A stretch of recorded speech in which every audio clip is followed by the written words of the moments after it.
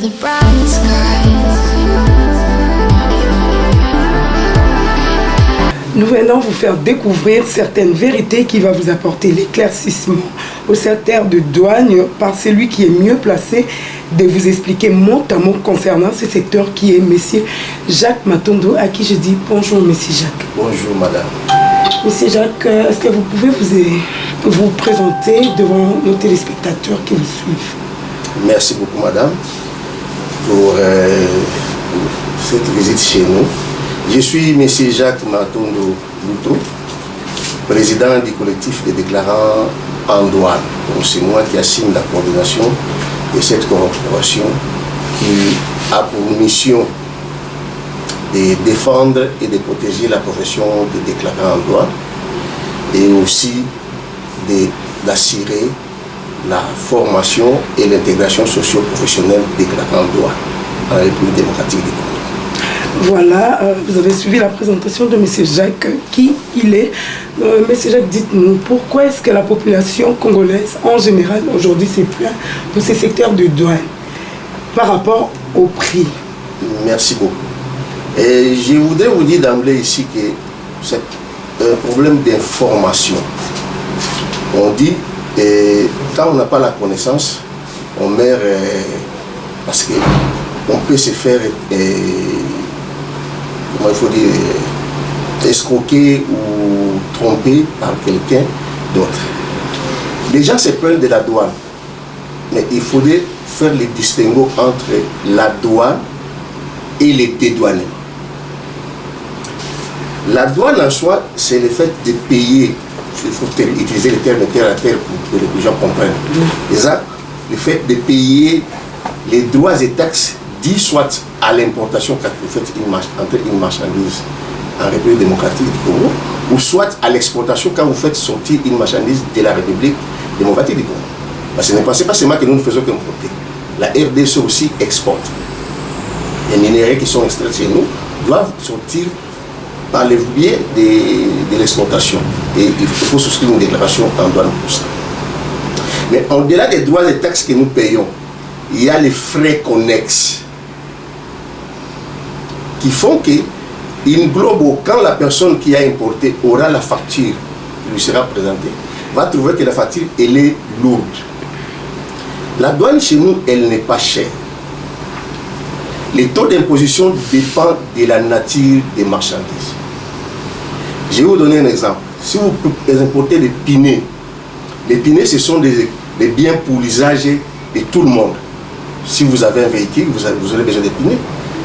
Pour que les transports fonctionnent, il faut des pinets.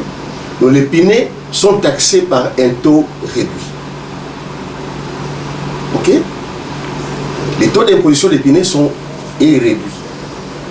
Bien que comme c'est du matériel non dégradable, il y a encore les droits de consommation qui s'ajoutent sur ça. Vous importez les laits. Les laits, c'est pour tout le monde. L'État congolais, dans sa politique, a fait que les laits soient imposés d'un taux réduit. Mais ce sont les mêmes personnes qui se plaignent. Mais si vous importez aujourd'hui une Jeep Prado, c'est un bien de luxe qui ne servira qu'à votre propre utilité et non à la communauté. Là, c'est taxé à l'extrême. On l'impose, et on suppose que vous avez beaucoup de moyens. C'est pourquoi vous avez importé ces véhicules. L'incessant plainte, vous l'a dit s'il vous plaît, l'incessant plainte fuse de tout le monde. Oui. Y a-t-il une tarification sur mesure par kilo y a-t-il une tarification? Veuillez nous éclairer par rapport à ça. Le tarif que nous avons nous donne les taux d'imposition. Nous sommes ici en matière d'impôt. Parce que la douane, en fait, c'est un impôt qu'on paye à l'entrée ou à la sortie des marchandises en trafic international. Il y a un tarif de taux pour chaque nature de marchandises. Ok? Et ce taux-là est appliqué sur ce qu'on appelle la base fiscale ou la valeur en douane en termes techniques quand il s'agit de l'importation ou de l'exportation. La valeur en douane, c'est quoi? C'est le prix réel que vous avez payé lors de l'achat de votre marchandise. À cela, vous ajoutez les transports, ce que nous appelons les fret, soit maritimes, soit routiers, soit ferroviaires, soit aériens, que vous avez payé. Et à cela, il faudrait peut-être ajouter aussi l'assurance ou d'autres frais connexes que vous avez payés dans les pays d'importation. Tout cela constitue la base imposable. S'il s'agit d'une Prado, cette base imposable-là sera taxée par exemple à 65%. Donc vous allez payer 65% de cette valeur. Mais s'il s'agit du lait, vous allez payer 15% par exemple de cette valeur imposable. Vous voyez déjà la différence des taux. Ce que ça va donner comme coût. Celui qui paye 15% et celui qui paye 65%. Celui qui paye 65% paye cher. Alors, maintenant, au-delà de cela, il y a ce que nous appelons les frais connexes. En premier lieu, je vais vous dire une chose. Nous n'avons pas import en eau profonde en RDC. Toutes les marchandises qui sont importées passent par des ports. Mais c'est Jacques, n'arrivez pas à ma question, parce que c'est la question que je voulais vous poser. Oui. Dites-nous pourquoi ce sont de mêmes services à Brazzaville et ici. Oui. Quelqu'un qui est ici en RDC préfère que sa marchandise passe par Pointe-Noire. Parce que là-bas, le prix est bas. Chez nous, c'est exorbitant. Expliquez-nous pourquoi cette différence des prix. Justement, c'est ce que voire même le triple du prix d'achat. Justement, je voulais vous en arriver à cela. Voilà. La douane, elle est universelle. Les tarifs que nous utilisons, il est universel. Il y a seulement différence de taux selon la politique fiscale de chaque pays. Mais il y a des limites qui ont été fixées, au-delà desquelles, même si vous avez besoin de beaucoup d'argent, même si ce n'est que la douane qui constitue votre source de financement des budgets, les limites auxquelles vous ne pouvez pas aller. Donc, presque les mêmes taux qu'on applique au Congo-Brazza, ce sont presque les mêmes taux qu'on applique ici en RDC, comme à Luanda ou dans d'autres pays. La différence est que, quand vous êtes au Congo-Brazza, vous ne payez que rien que la douane, plus les frais portiers. Vous prenez votre marchandise, vous sortez à bord. Chez nous, dans les bulletins, si je vous prends un bulletin ici, vous allez trouver toute une panoplie de frais connexes qui s'ajoutent à la douane. Et ce sont ces frais-là qui alourdissent la facture de dédouanement. Mais la douane en soi, je vais vous donner un exemple. Vous avez un bulletin de 10 000 $. Vous devez payer à la banque. Mais si vous regardez, peut-être dans les bulletins, la douane ne vaut que 4 600 $. Donc la différence, 5 400, ce sont les frais connexes. Nous avons les ports les plus chers du monde. Vous illicitez les prix. Vous prenez un conteneur, vous l'embarquez à Durban pour Matadi. Ok? On vous facture tout au plus, grosso modo, 2 000 $ de fret. Là-dedans, manutention au port, tout compris. Les handling et tous les autres frais compris. Et vous arrivez au port de Matadi. Le fait seulement que l'ONATRA prenne ces conteneurs dans les navires, les mettre par terre, et quand vous terminez les formalités, ils viennent les récupérer pour vous les charger sur les camions, vous devez payer 1 850 $. Monsieur Jacques, vous dites que nous avons les mêmes taux à Luanda, à Brazzaville. Presque, j'ai pas les mêmes taux. Il nous revient de constater, comme Gladys vient de les souligner tantôt, oui, que les commerçants préfèrent fretter à partir de Brazzaville. Ne voyez-vous pas que c'est un manque à gagner pour vous-même d'abord, oui, et puis vous perdez la clientèle, la crédibilité, la confiance. Non, ce n'est pas seulement pour nous, mais c'est pour la République démocratique du Congo. Les commerçants tirent profit des avantages concurrentiels qu'a les ports de Pointe-Noire. Dans quel sens? Les ports de Pointe-Noire se trouvent en eau profonde. Alors que nous, notre port de Boma et de Matadi se trouve dans les chénats. Aujourd'hui, dans la mondialisation que nous avons aujourd'hui, on a aujourd'hui, je crois, 4 grands armateurs qui font l'Afrique. Il y a SEMA, il y a Comesa, SAF Marine. Toutes ces sociétés ont construit des bateaux, des gros paquebots, qui à la fois peuvent transporter 10 à 15 000 conteneurs. Et ces bateaux-là ne peuvent pas accéder dans notre chénat. Ce qui fait, quand tu vas en Chine, tu achètes la marchandise, tu mets dans un conteneur, comme pour le moment c'est le seul mode de transport que tout le monde utilise, et d'emballage que tout le monde utilise pour transporter les marchandises, parce que c'est plus sécurisant. Tu mets dans un conteneur, destination Matadi. L'autre achète la même marchandise que toi, il met dans un conteneur sur Pointe-Noire, vous n'allez pas payer les mêmes frais. Pourquoi? Parce que le nôtre va d'abord transiter à Pointe-Noire. Et à Pointe-Noire, il y a les frais de manutention et les frais portiers qui vont s'ajouter là-bas. Et tout cela sera facturé à qui? À l'armateur, c'est à ta charge. Donc à la charge de ta marchandise. Vous voyez déjà que le port de Pointe-Noire est plus avantageux et concurrentiellement il est plus avantageux que les nôtres. C'est pourquoi certains de nos concitoyens préfèrent un commerçant de vente créé. Comment il peut gagner plus? Préfèrent transiter leurs marchandises par ces ports-là et les acheminer par transit jusqu'en RDC. Parce que déjà ils bénéficient du fret. Les ports privés pullulent la foison. Oui. Monsieur Jacques, je ne sais pas si vous êtes au courant. Alors, qu'est-ce que vous, personnellement, vous préconisez pour réhabiliter les différents ports de l'État? Nous sommes dans un pays qui veut se développer ou qui est en développement. On ne peut pas interdire la construction des ports privés, à mon humble avis. Parce que... Vous ne voyez pas que ça va au détriment des ports? Le problème, c'est comment on utilise ces ports et comment l'État contrôle ces ports-là. Nous avons un fleuve ici. On ne peut pas demander aux gens de fermer tous les ports. Non. Il y a des ports qui sont des ports nationaux. C'est-à-dire qui ne servent qu'au trafic national, de la marchandise qui vient de l'intérieur ou qui vont à l'intérieur, qui peuvent y passer. Prenons l'exemple de Kinshasa, le seul port international que nous avons, c'est le Bichi-Mobile. C'est la voie de sortie autorisée par le directeur général qui en a reçu certainement mandat. Parce que normalement, la loi dit aucune marchandise ne peut entrer ou sortir de la République démocratique du Congo s'il n'est passé par une porte ou voie autorisée. La porte ou voie autorisée, c'est un bureau créé par l'État par lequel vous pouvez faire entrer votre marchandise ou sortir votre marchandise. À Kinshasa, nous en avons deux. Le Bichi-Mobile et l'aéroport d'Enjili. Ce sont les deux portes d'entrée autorisées.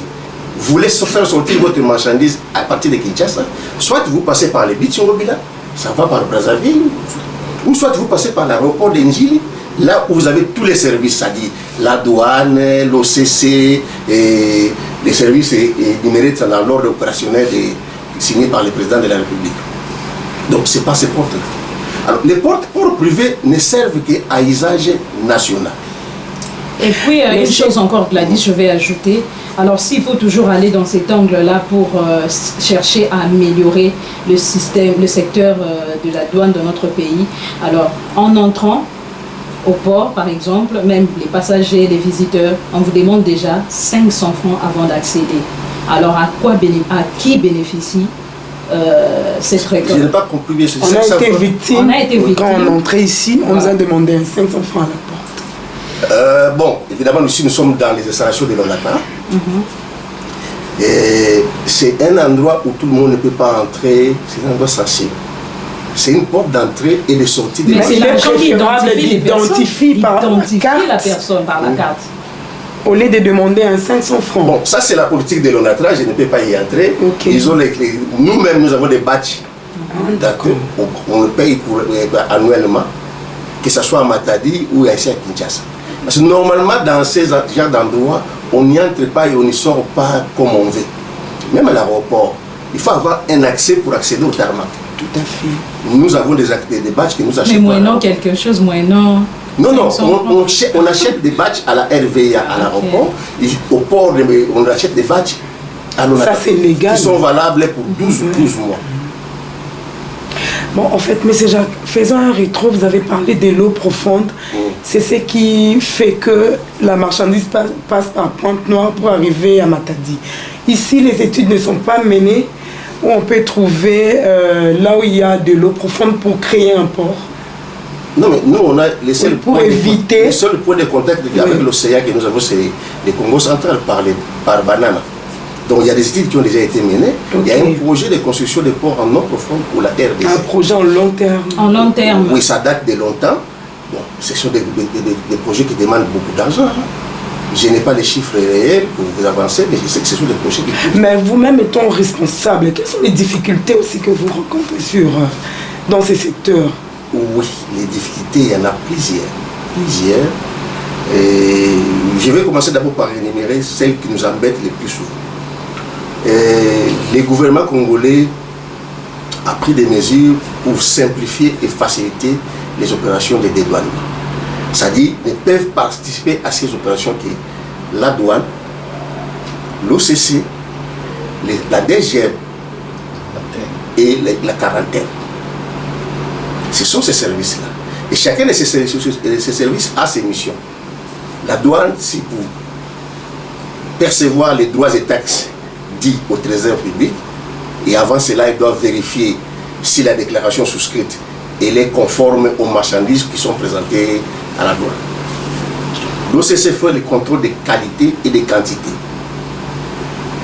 Et toute marchandise qui doit entrer en RDC doit être contrôlée si cela n'a pas été fait au pays d'importation, pour qu'on ne donne pas aux Congolais des produits périmés ou voilà. La DGM, c'est pour les flux des personnes qui viennent. Quand un navire arrive au port ou un avion qui arrive au port, même s'il n'a pas de passagers, tant qu'il y a de la marchandise, mais il y a toujours l'équipage.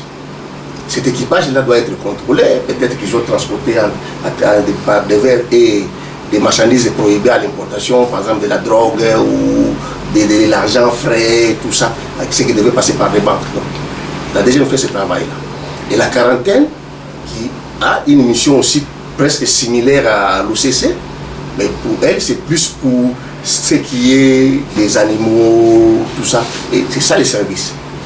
Mais qu'est-ce que nous trouvons? Si je vous amène maintenant au TCPK, là où on est en train de faire, les gens sont en train de faire le travail, vous allez constater qu'il y a une multitude innommable de services. Vous avez la DEMIAP, vous avez... Donc tout le monde est là. Alors qu'à l'entrée, s'il y a un ordre professionnel, c'est bien affiché les services habilités. Ces services, la police doit être là pour la sécurité. Ok? La DEMIAP a ses missions, mais qui n'ont rien à voir avec les dédouanements. C'est la frontière. La DEMIAP doit être là. Et là, ses missions, dans le cadre des contrôles et des surveillances de la frontière. Mais au lieu de rester là-bas, non, ils vont aller outre leurs attributions. Entrer dans ce qui compte. Et cela embête même les douaniers, même nous-mêmes. Vous avez parfois même... C'est-à-dire, on ne sait même pas nommer. Donc, vous n'arrivez même pas à contrôler les secteurs dont vous êtes amis. Okay. Et c'est tout le monde là qui vient, c'est des embêtements. Monsieur Jacques... C'est parmi les difficultés. L'autre difficulté, c'est... On a informatisé les systèmes. Oui, le scanner. Les déclarants se plaignent, les commerçants également. À quoi sert? Quelle est l'utilité du scanner dans les ports? Mais le scanner, c'est un outil de facilité et de simplification. Je disais tantôt ici que le système chez nous il est déclaratif. Vous faites votre déclaration que vous présentez à la douane. La mission de la douane, c'est de contrôler la véracité de ce que vous avez déclaré. Comment il va le faire? Il doit confronter vos écrits avec la marchandise physiquement. Mais imaginez, vous avez un conteneur de 40 pieds. C'est 12 mètres. Si le vérificateur vous demande de sortir toute la marchandise pour qu'il voit ce qu'il y a là-dedans et de les remettre dans les conteneurs, vous voyez, ça va vous coûter combien? Mais c'est ce qui se faisait déjà avant. C'est ça qui se faisait dans ce temps. Maintenant, pour simplifier et faciliter, on nous a donné les scanners. C'est pour faciliter. Mais justement, au lieu de sortir toute la marchandise pour que le vérificateur puisse voir, non, les scanners passent, on scanne seulement. Et puis on voit les données que le scanner a données par rapport, on regarde les données que le scanner a données par rapport à ce que vous avez déclaré. C'est facile. Donc, mais je ne sais pas pourquoi les gens se plaignent de ça. Pour vous, c'est un avantage ou un bien sûr, c'est une facilité et une simplification. Partout ailleurs. Mais madame, vous avez déjà voyagé. Quand vous arrivez à l'aéroport, est-ce qu'on ouvre seulement, on ouvre vos bagages? On n'ouvre plus. Ça passe par les scanners. Si votre marchandise, votre colis est ouvert, c'est qu'il y a quelque chose de pas conforme, de suspect. C'est la même chose qu'on a fait pour nous simplifier. Ça permet au vérificateur de traiter plusieurs dossiers en un jour, au lieu d'en traiter que 2 ou 3 en un jour. Mais c'est déjà que la réalité sur le terrain, vous avez dit il y a plusieurs services qui embêtent aussi le service de la douane. Est-ce que déjà vous avez vu vous êtes allé parler avec l'autorité compétente qui peut mettre fin à ces... Moi j'ai été victime plusieurs fois quand je faisais Brazzaville. Je connais comment ça se passe. Mais est-ce que les autorités savent ce qui se passe là réellement? Vous arrivez avec la marchandise, il y a quelqu'un qui vous dit Madame Yaka, Leka, dites-nous un peu. Est-ce que les autorités sont au courant de tout ça ou... On a fait des mémos. On a rencontré des autorités. On continue à les faire. Et heureusement pour nous, nous sommes maintenant confiants qu'on est dans l'état de droit et que la loi sera appliquée comme telle qu'elle est explicitée dans le texte. Nous pensons que dans un délai bref... Vous pensez, est-ce qu'il y a déjà des mesures prises quant à ça? Nous allons vers les autorités pour présenter... Mais pas des solutions jusque-là. Et je ne peux pas dire que les autorités n'agissent pas. Le problème parfois aussi, c'est les fossés qu'il y a entre l'autorité supérieure et ceux qui sont sur le terrain pour l'exécuter aussi. Parce que nous n'avons tous pas la même compréhension, la même vision du pays que nous voulons. Donc, je ne voudrais vraiment pas entrer dans la profondeur de ça, mais nous croyons fermement, mais comme nous sommes maintenant dans un état de droit, que les choses vont revenir dans l'ordre, comme c'était dans le passé. Et vous-même, personnellement, avez-vous des innovations pour améliorer ces secteurs respectifs? Oui, nous avons des innovations. Si nous sommes aujourd'hui regroupés en corporation, parce que nous avons constaté qu'il y avait beaucoup de, comment je vais les dire, des intrus dans la profession et qui ont commis aussi beaucoup de choses non conformes. Tant les importateurs en ont été victimes, tant l'État congolais aussi en a été victime. Alors pour que nous puissions travailler dans la conformité de la loi, le code de douane qui régit la profession, le fonctionnement de la profession, nous avons créé cette corporation. Et nous sommes en train de préparer un texte que nous allons soumettre au Parlement. C'est l'avant-projet de l'ordre des déclarants en douane. Donc, comme sont organisés les médecins, comme sont organisés les pharmaciens, tout ça. Demain, quand nous aurons les textes, nous pourrons exercer la profession de celui qui a un numéro d'ordre. C'est-à-dire quelqu'un qui est identifiable. Un entrepreneur qui crée une agence en douane, il veut agréer un déclarant. Ce déclarant, il ne peut engager un déclarant qui a un numéro d'ordre. Engager une personne qui n'a pas de numéro d'ordre, ce sera déjà une faute lourde pour cet entrepreneur. Et alors, s'il faut parler de l'exonération, quelles sont les exigences ou les conditions à remplir pour être exonéré? Qui sont ceux-là qui peuvent bénéficier de ça? Oui. Les exonérations, dans toutes les nations, ça existe. Je prends par exemple chez nous, comme nous sommes un pays en voie de développement, nous avons besoin que les gens viennent entreprendre. L'État, dans sa politique, pour encourager les gens à entreprendre, a mis en place ce qu'on appelle les codes de investissement. Madame, vous avez $1 milliard dans votre compte qui dort. Vous dites non, je ne vais pas laisser ça comme ça, je vais le faire tourner. Vous montez un business plan que vous allez présenter à l'ANAPI. Si l'ANAPI agrée votre projet, c'est-à-dire qu'il trouve que c'est un projet qui est porteur d'emploi et d'avenir pour les Congo, il agrée et il va les soumettre au ministère des Finances et du Budget. Et le ministère des Finances et du Budget va vous accorder une exonération. Tout ce que vous allez importer pour soit construire ou installer l'usine, tout ça, vont bénéficier de l'exonération. Il y a aussi des exonérations dans les cadres des réciprocités entre les nations, c'est-à-dire les ambassades des pays qui sont installés ici, chez nous, ceux-là aussi bénéficient des exonérations. Vous avez aussi nos étudiants qui vont à l'étranger étudier. Aujourd'hui, par exemple, il n'y a pas vraiment trop de bourses, mais dans son temps, il y avait des bourses. Quand un Congolais bénéficie d'une bourse et qu'il va étudier pendant 5 ans en Europe, les jours où il rentre avec ses effets qu'il a utilisés là-bas, il rentre au Congo, pas des effets qui ont des valeurs commerciales, mais des effets personnels. C'est-à-dire ce qu'il a utilisé, ses mobiliers, sa voiture, ses télés, tout ça. Il rentre avec, l'État lui accorde l'exonération. Donc, et il y a aussi l'armée qui a droit à l'exonération. Mais il y a aussi certaines marchandises qui sont déjà exemptées dans les tarifs. Parce qu'il y a une différence entre l'exemption et l'exonération. L'exemption, ça dit, déjà dans la loi, on dit que telle marchandise ne paye pas les droits des douanes. Dans la loi. Mais l'exonération, c'est, vous soumettez un dossier qu'on va examiner. Si il est conforme, on vous accorde l'exonération. Voilà, c'est ça. Mais si Jacques, dites-nous un peu, pendant cette période de la pandémie, comment vous faites de choses? Parce qu'on sait que, disons parlant du monde entier, on est dans les chaos. Comment ça s'est passé? Il est un fait que la pandémie a apporté un coup dur au commerce international. Ce qui fait même que, sur le plan national, les recettes du trésor public relatives aux importations et exportations ont baissé. Nous faisons avec, on se contente de ce que... Mais ce que je félicite les Congolais, ce sont quand même découragés. Nos mamans, c'est tout qui font la Chine, Dubaï, ils se sont organisés. Vous savez, quand il y a une difficulté, les gens aussi réfléchissent aussi pour trouver comment contourner cette difficulté.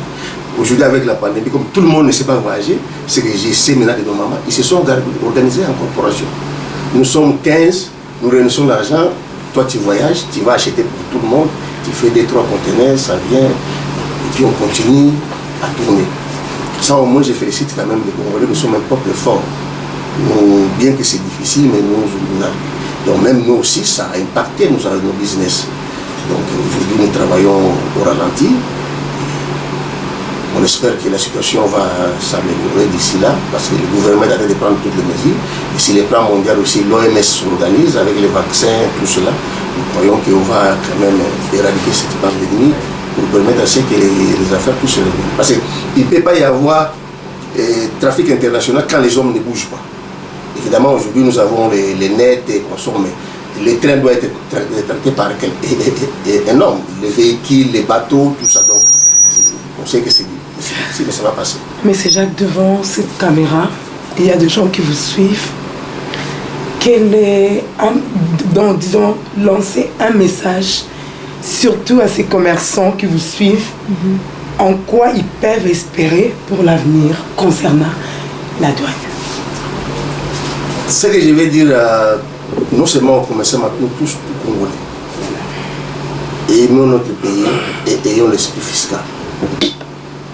Si tu arrives à acheter un véhicule qui vaut 100 000 $, et que pour la douane, tu dois payer 60 000, payez-le.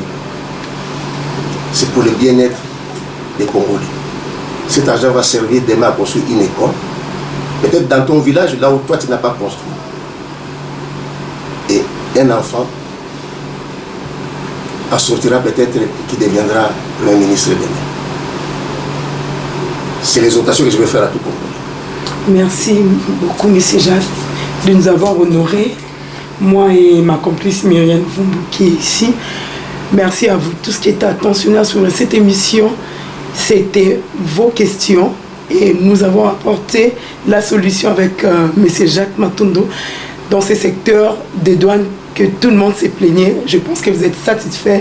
Merci de nous faire confiance. Au revoir.